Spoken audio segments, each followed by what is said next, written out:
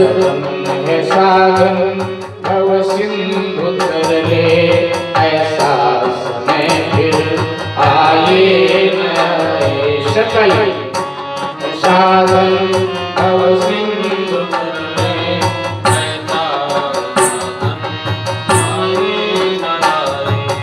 ऐसा समय फिर आए न आए।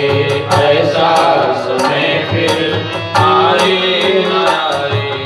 नर्तन है साधन भव सिंधु तर ले, नर्तन है साधन भव सिंधु तर ले, ऐसा समय फिर आए न आए। ऐसा समय फिर आए न आए। हे नाथ अब तो ऐसी दया हो, हे नाथ अब तो ऐसी दया हो, जीवन निरर्थक जाने न पाए।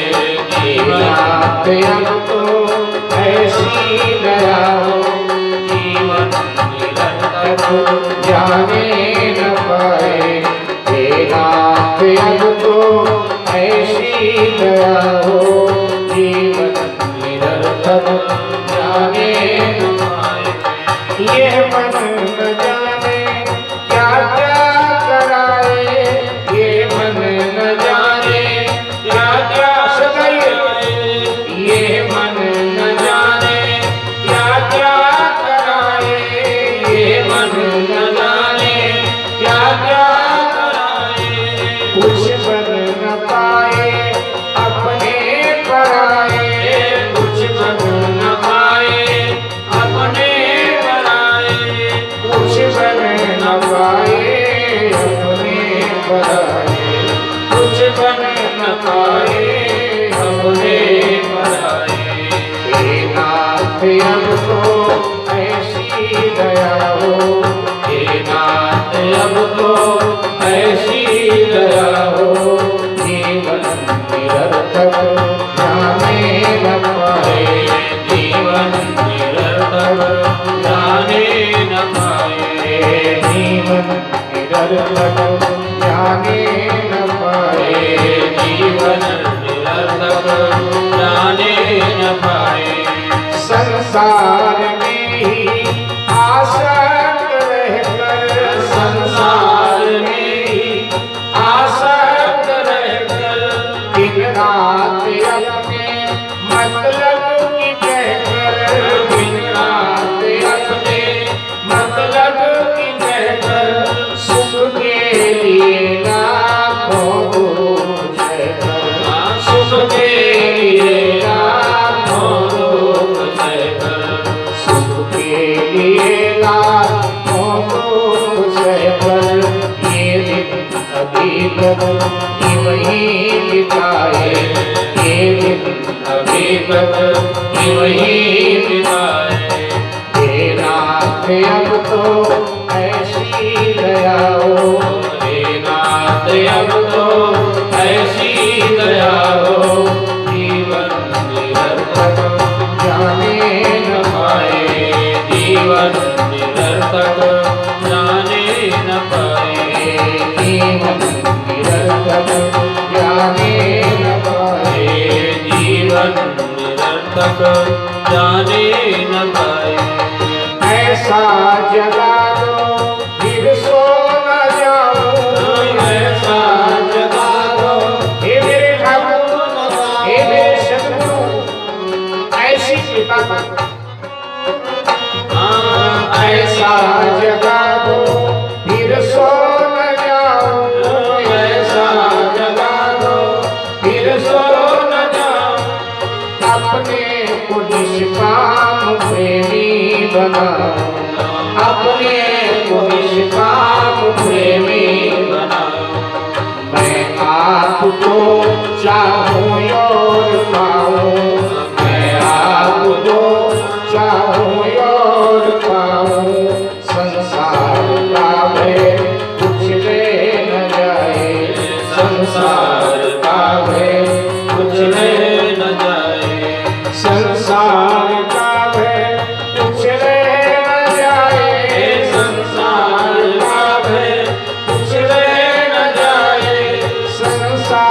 का वे कुछ रह न जाए, संसार का वे कुछ रह न जाए।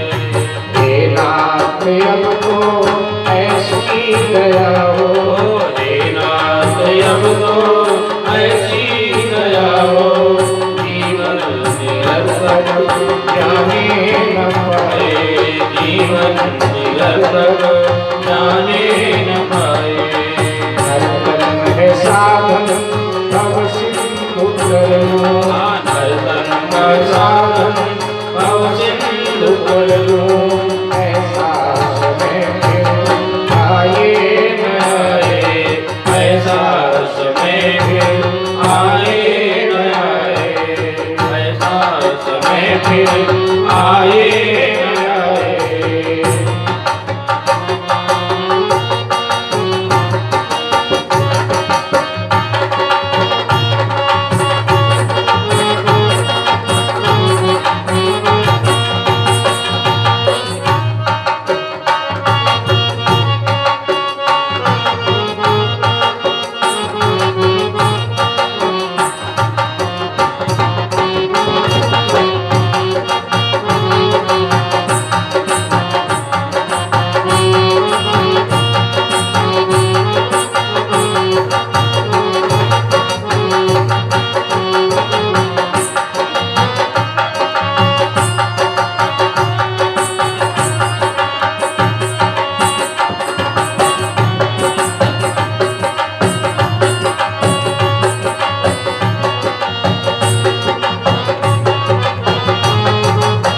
ऐसा समय फिर आए।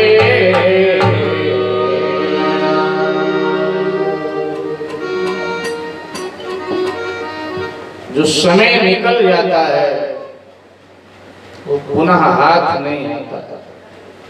देखो, जो बीत गया वो भूत हो गया, और जो वर्तमान है वो अभी भूत होने वाला है। अभी कुछ ही देर में वो भूत हो जाएगा। समय बहुत चंचल है, गया समय हाथ नहीं आएगा। इसलिए नर्तन है साधन, ये साधन है भव सागर तरने का। मेरे भाई बहन, इसलिए मानव को स्वयं अपने उद्धार का कार्य कर डालना चाहिए। लीलाधारी भूत भावन भगवान शंकर कैलाश के उत्तुंग शिखर पर विराजित हैं। आज भवानी मां पार्वती उनका श्रृंगार कर रही है। सबके अपने श्रृंगार होते हैं। अब कईयों को पत्नी सजा देती है। सजा देने का मतलब श्रृंगार हुआ। दूसरा अभिप्राय मत लेना कि सजा देते हैं। अच्छा, कईयों को सजा भी देती है पत्नी, कईयों को पत्नी सजा भी देती है, लेकिन कईयों को पत्नी सजा भी देती है। कई सजीले ऐसे हैं जिनको पत्नी सजाती, माने पत्नी योग्य मिल गई तो समाज में उनका यश चमकता है, उनका नाम चमकता है। कई ऐसे महापुरुष जिनके जीवन में, जिनके मूल में पत्नी रही है, लेकिन कईयों को पत्नी सजा देती। तो अब आप तो सब सजा देते हैं पति को या सजा देते हैं पति को? सजाओ। पति के अनुकूल पत्नी का जीवन होगा तो पति का जीवन बिना श्रृंगार के ही सजा दजा लगता है, मुस्कुराता हुआ, खिलखिलाता हुआ।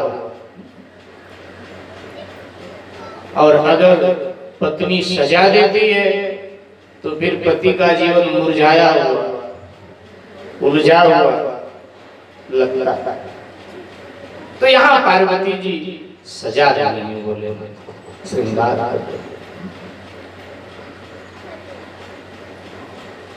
करना भी चाहिए। ये तो एकांत जीवन है पति पत्नी का। हमारे ठाकुर जी तो कई बार राधा जी का श्रृंगार करने लगते हैं, अक्सर वही राधा जी का श्रृंगार करते हैं। रसखान कहते हैं कि वैकुंठ में मैंने ढूंढा, साकेत में ढूंढा, गोलोक में ढूंढा, न जाने कहां कहां गिनाते हैं रसखान जी कि मैंने ठाकुर जी को ढूंढा लेकिन कहीं मिले नहीं। तो फिर खाली हाथ लौटे क्या? रसखान जी ने कहा नहीं, बहुत ढूंढने पर मिले। बोले कहां? बोले एक निकुंज में राधा जी का चरण बैठे हुए दबा रहे थे ठाकुर जी, इतने रसिक हैं ठाकुर जी, रस भरे हैं। तो पार्वती जी श्रृंगार कर रही थी शिव जी का, तो सब श्रृंगार कर दिया। शिव जी का श्रृंगार हमने शिव विवाह में आपको सुना दिया है, वर्णित कर दिया है क्या श्रृंगार है शिव जी का, उसका अभिप्राय भी आपको बताया था, मुझे याद है। तो सब श्रृंगार कर दिया। अब हाथ में हम लोग मौली बांध लेते हैं या कोई माला आदि हाथ में लपेट लेते हैं, लेकिन शिव जी कई लोग स्वर्ण के कंगन आदि डाल देते हैं, पुरुष भी डालते हैं कंगन स्वर्ण के। और पंजाब में जो सरदार हैं वो तो डाले ही रहते हैं कड़ा, और जो हिंदू हैं वो भी डाले रहते हैं। कई तो पंजाब घूमने जाते हैं तो भी कड़ा पहन कर आते हैं। कोई पूछता है ये क्या भाई, तो कहते हैं पंजाब गए थे तो वहां से पहन करके आया। तो ऐसे सोने के कड़े कई लोग पहनते हैं। लेकिन अब शिव जी का तो सब श्रृंगार बेढंगा है, तो फिर ये कैसे ढंग का रहेगा? ये भी बेढंगा है। तो शिव जी के हाथ में अब पार्वती जी ने कंगन पहनाना प्रारंभ किया, लेकिन वो कंगन वो कड़ा कैसा था?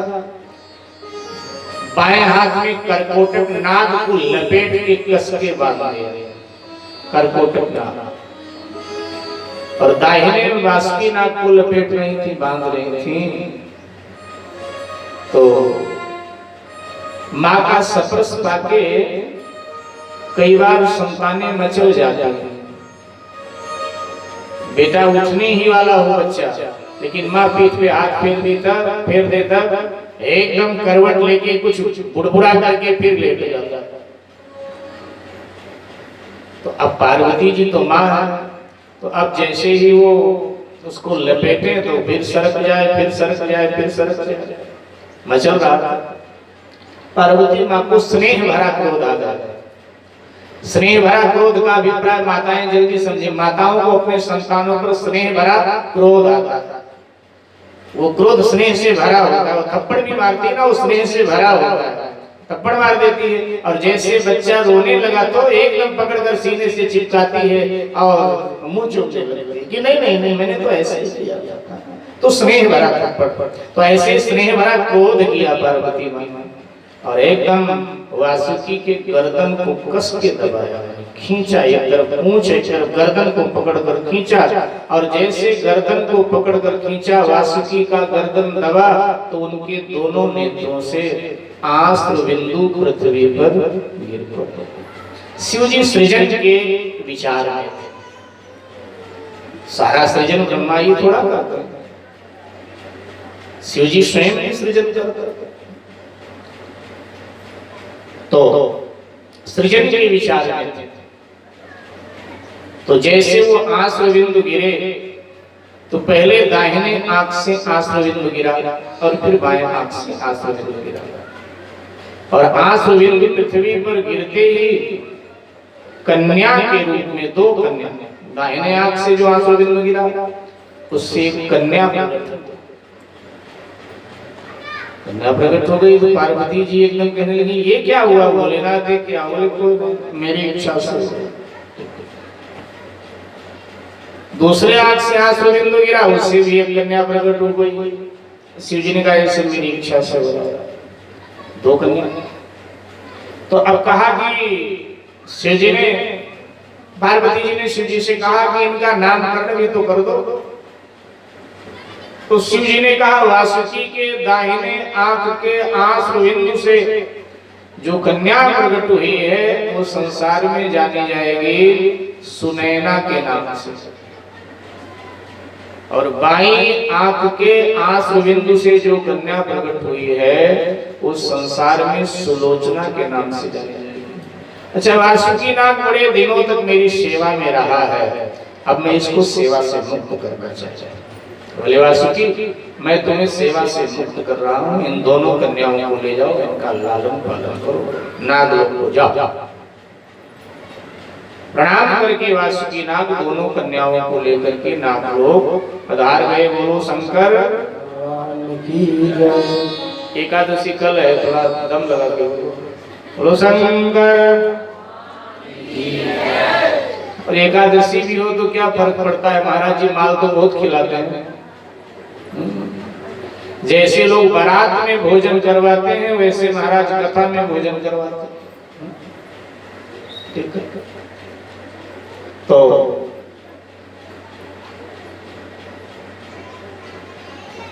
दो कन्याएं, क्या नाम बताया था?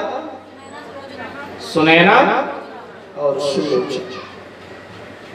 कालांतर में दोनों विवाह के योग्य हुई, तब वैदिक रीति से वासुकी जी ने सुनैना को मिथिला के महाराज जनक को ब्याह दिया। किस रीति से? वैदिक रीति से। और जब सुलोचना विवाह की योग्य हुई तो मेघनाद ने पाताल लोक पर आक्रमण करके वासुकी नाग को पराजित करके आसुरी रीति से सुलोचना का वर्णन। आसुरी रीति से जबरन किसी का अपहरण करके उससे विवाह किया जाए, ये आसुरी रीति है, आसुरी संस्कृति है। और जैसे यज्ञ हो, अग्नि के फेरे हो, इसको वैदिक रीति कहा गया, वेद की रीति। तो जनक जी को वेद की रीति से सुनैना दी गई और मेघनाद ने आसुरी रीति से सुलोचना को प्राप्त किया। वेद रीति से नारी को प्राप्त करना चाहिए, आसुरी रीति से। इसीलिए जनक जी का जीवन मंगलमय रहा, लेकिन मेघनाद का जीवन मंगलमय नहीं रहा, उसका कोई परिणाम नहीं आया उस विवाह का। लेकिन यहाँ तो बड़ा सुखद परिणाम आता है। उर्मिला और सीता के रूप में एक सुखद परिणाम महाराज जनक जी के सामने आता है, सुखद परिणाम आता है। इसलिए आसुरी रीति का आश्रय नहीं लेना चाहिए, वैदिक रीति का आश्रय लेना चाहिए। कुछ क्षण के लिए हरि नाम का आश्रय लें, भाव और श्रद्धा के साथ। हरे राम राम राम सीता राम राम।